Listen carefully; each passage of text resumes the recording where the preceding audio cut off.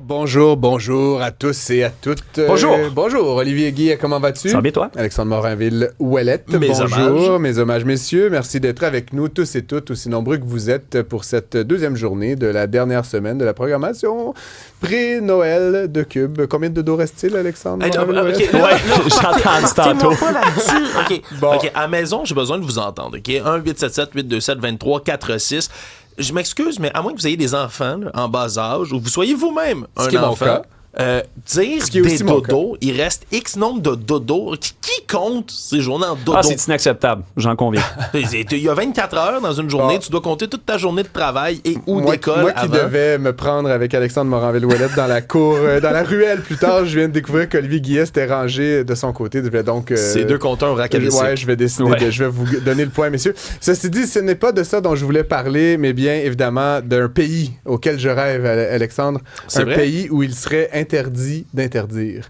C'est une phrase qui a été popularisée en France autour des événements de mai 68. Vous vous rappellerez, interdit d'interdire, c'était graffité un peu partout dans la ville de Paris et dans d'autres villes de province en France. Interdit d'interdire. Je suis pas un libertarien, moi, dans la vie. Je pense qu'il y a une place pour l'État, mais parfois, j'aimerais quand même qu'on réfléchisse un petit peu aux limites du pouvoir étatique sur nos vies.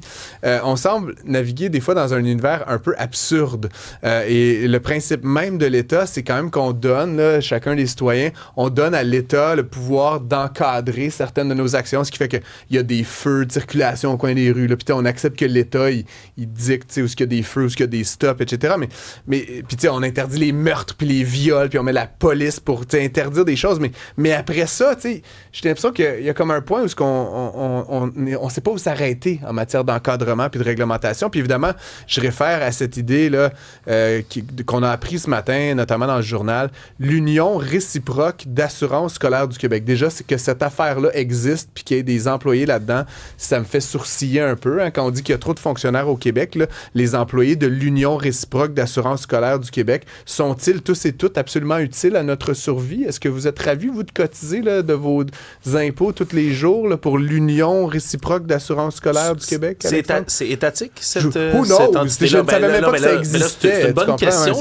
Avant toute chose, moi, j'irais quand même faire les vérifications nécessaires là, pour savoir si c'est une entité étatique. Chose certaine, si oui ou non chose certaine, ces gens-là donc se permettent.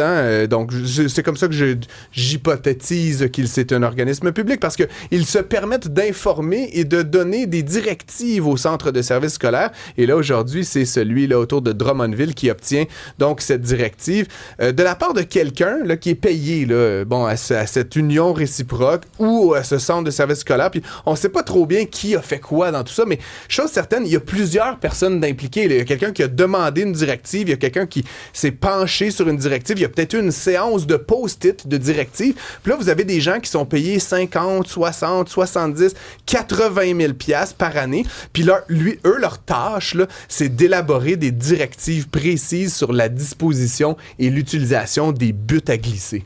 Là, tu l'as dit, oui, évidemment, puis on en a parlé toute la journée, des limites de hauteur, mesurer la pente, des heures d'ouverture, des évaluations aussi. Des évaluations quotidiennes, une zone pour monter, une zone pour descendre. Est-ce qu'on nous prend pour des tarés? Je ne sais pas quoi dire. Et on a passé la journée à en parler. Pourquoi? Ça peut sembler anodin, évidemment, mais je pense que ça nous... tu sembles avoir trouvé une réponse, Alexandre? Oui, en fait, ce serait bel et bien des assureurs. C'est un service d'assurance, donc c'est privé, donc ça relève pas de nos taxes et nos impôts là, directement. C'est eux qui vont...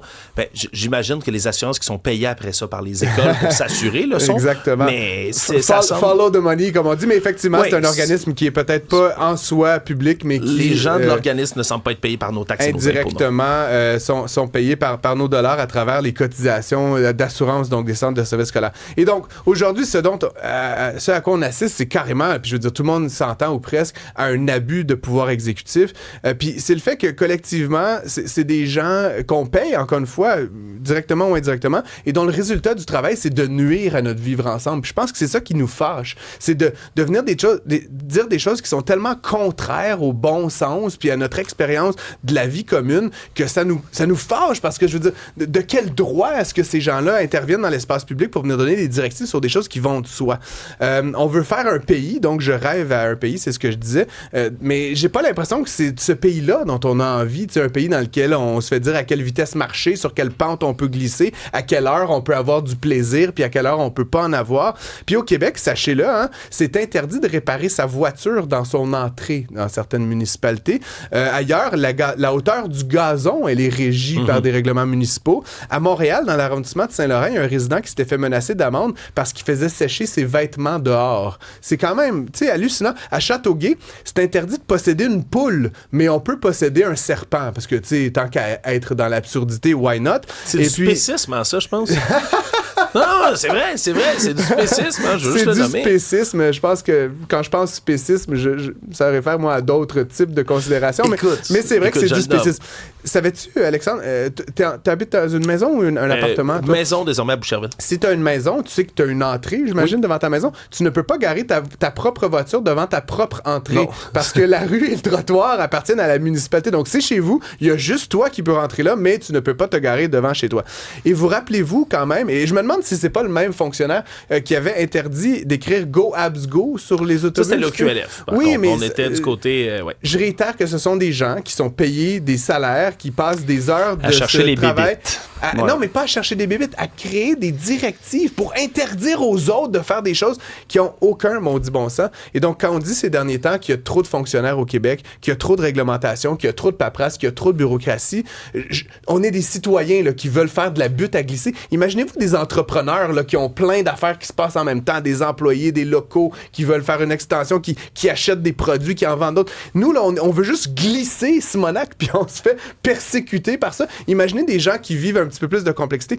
C'est la preuve, je trouve, de la nécessité de mettre un petit peu d'ordre, et j'aurais envie qu'on adopte une loi qui interdit d'interdire au Québec, et que si vraiment ça vous tente d'interdire, il y a comme 14 étapes avant d'y arriver à cette interdiction.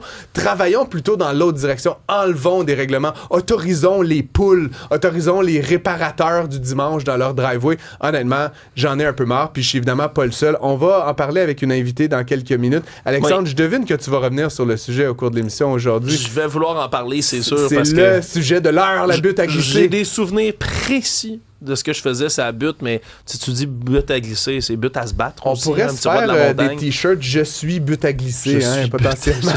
J'aurais envie de vous proposer ça. Bref, merci d'être à l'écoute, chers auditeurs, chers téléspectateurs, chers amis. Vous pouvez nous écrire tout au long de l'émission au 1-877-827-2346, nous écrire, visiter l'application, le site web. On est là avec vous pour les 3 prochaines heures et ça nous fait très plaisir.